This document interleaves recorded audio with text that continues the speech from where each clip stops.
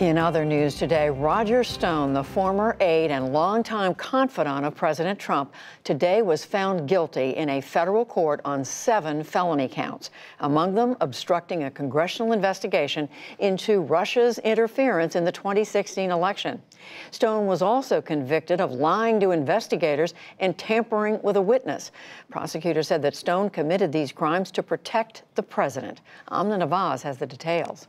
That's right, Judy. In fact, the panel that Stone lied to is the same congressional committee that's conducting the impeachment hearings. Now, Stone's indictment was the last brought by former special counsel Robert Mueller, and the trial revealed new details about the Trump campaign's interest in emails hacked by Russia and published by WikiLeaks.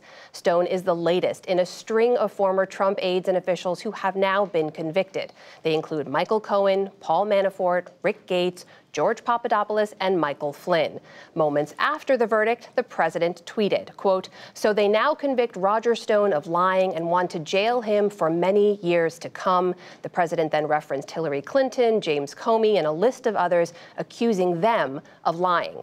Spencer Shue of The Washington Post covered the trial, and he joins me here now. Welcome to the NewsHour. Thanks very much. So Stone is found guilty of obstructing that congressional investigation that we listed there. In what ways did prosecutors say he obstructed that investigation? What did he do?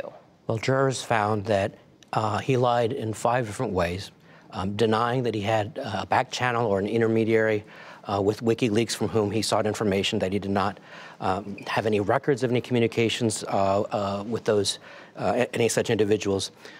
He falsely named one person as a source of information, and then he proceeded to threaten that witness and direct him to lie or to mislead or not cooperate with the committee.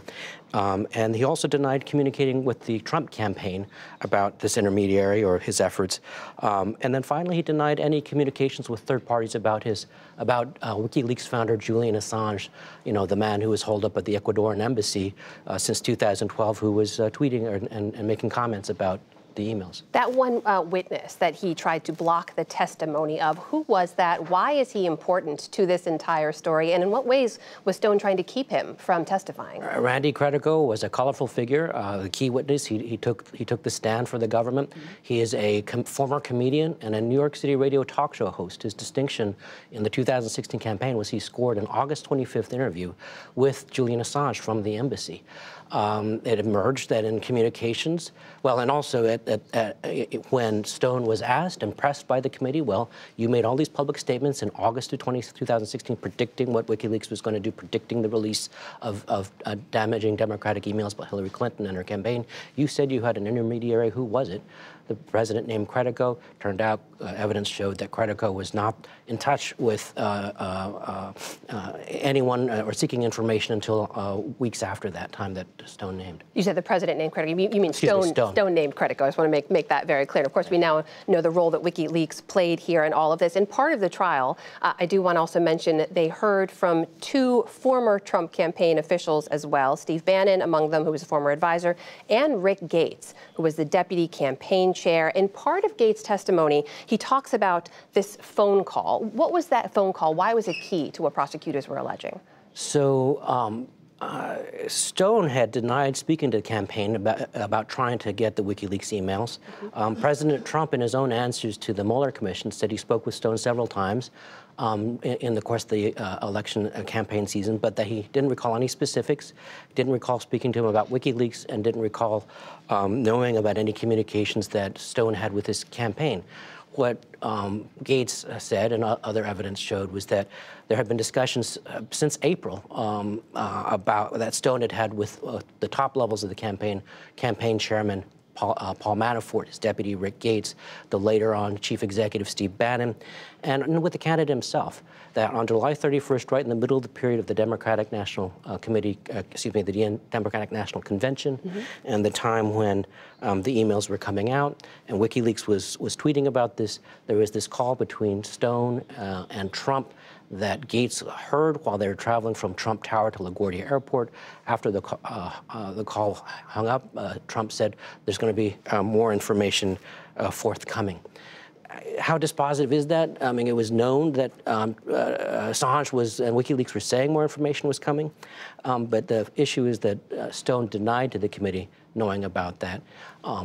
Stone's defense has pointed out there's nothing illegal about opposition research. He wasn't charged with that.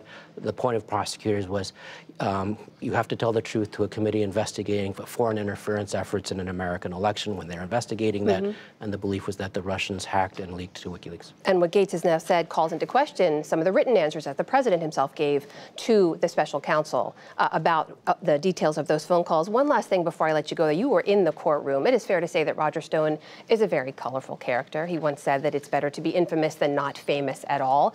There was a lot of sort of circus to this trial itself. What was it like over the course of this trial? And also, a lot of people are asking, what's the possibility the president now just pardons Roger Stone?